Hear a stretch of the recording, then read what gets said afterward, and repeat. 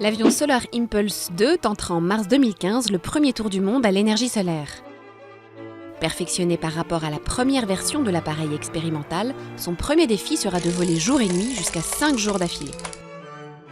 Du design à la construction, il aura fallu 4 ans de travail et 80 personnes pour construire cet avion en fibre de carbone à 80%. D'une longueur de 22,4 mètres, son envergure est de 72,3 mètres et son poids de 2,3 tonnes à vide.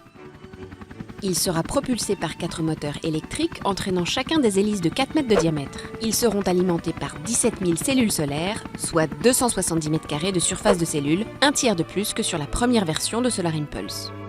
Ces panneaux solaires apporteront environ 15 chevaux de puissance moyenne au moteur sur 24 heures pour une vitesse courante de 70 km/h à une altitude limitée à 8500 mètres selon le type de vol. Les accumulateurs représentent près de 25% du poids total de l'avion, soit 633 kg. Sans climatisation ni chauffage, les pilotes suisses qui se relayeront aux commandes seront protégés des variations de températures extrêmes dans le cockpit de 3,8 m3 par de la mousse isolante.